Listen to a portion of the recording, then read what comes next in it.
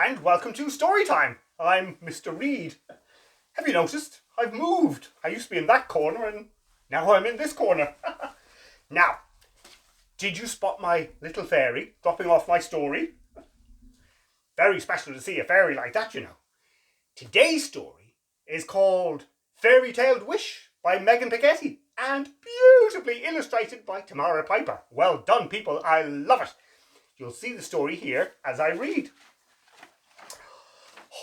I wish with all my might that I will be fairy-tailed tonight. Susie flew through the night sky, checking her fairy-tailed birthday wish list. It's in this house, she said. This is it, Susie said. The mission, fairy tale, and get out unseen. Dax and Lily had trained hard for their first mission. They had practiced their toilet roll skills so their fairy tales would be flawless. What if we are seen? Dax said. Lily bit her lip. Not an option. I am not going back to training school. You are on a mission with the original birthday fairy, Susie said. I've never been seen and I've never failed to grant a fairy-tailed wish. You've got this. Now let's find a way in. Here, Dax whispered. The fairies disappeared in a swirl of fairy dust. Tumbling out of the bathroom faucet, Dax's booty splashed into toothpaste goop. Whoa! Susie and Lily gracefully flew out. Remember your training. What comes next? Find the toilet paper, Dax and Lily said together. Susie fluttered around searching for the toilet paper. Jackpot! She rolled it, balancing on top with a fancy little dance. Ooh la la! Lily sprinkled fairy dust, floating it along, and Dax put a roll on his back like a camel. Pointing to the dazzling homemade charm, Susie whispered, As I taught you in school, this charm sends a signal, adding this child's name to the official fairy-tailed birthday wish list. They peeked around the door, confirming that Bree was sleeping.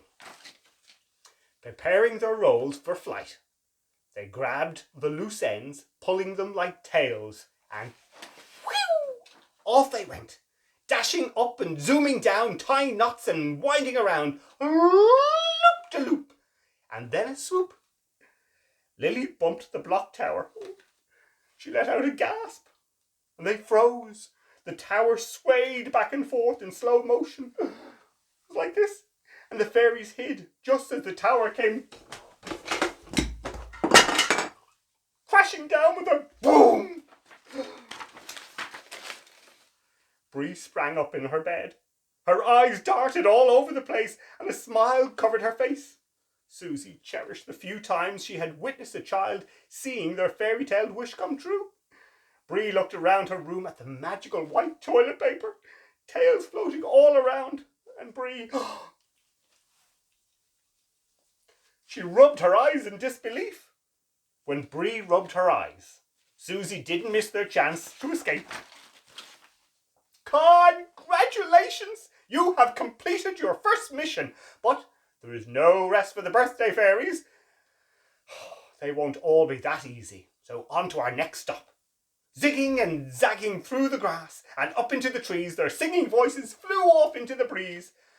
You've made your wish, we're on our way, zoom through the night for your birthday. Up and down in your room we'll sail, over and under till you're fairy-tailed. Make a wish to be fairy-tailed on your birthday eve. And when you open your eyes, how will you get out of bed? Will you be a ninja and try not to touch any of the fairy tales as you escape from your room? Or will you dance like a ballerina over one and under another in the toilet paper maze? Will you lay in bed and wonder what it looked like to see a birthday fairy dance around your room with a toilet paper tail floating behind them? Just know you are loved on your special day because you were fairy-tailed. Another lovely idea. So all you have to do is on the night before your birthday, you lie in bed and you make a wish that you'll be fairy tale. And then, if you're really, really, really lucky, when you wake up in the morning, you'll be fairy tale. So, let's see, even though it's not really my birthday in the morning, but let's see if we can call on Susie and the birthday fairies to show us what a fairy tale is like. Now, it may not work, but we'll give it a shot. Let's see, we have to try really, really hard. So let's try with all my might. I wish we were fairy tale right in sight.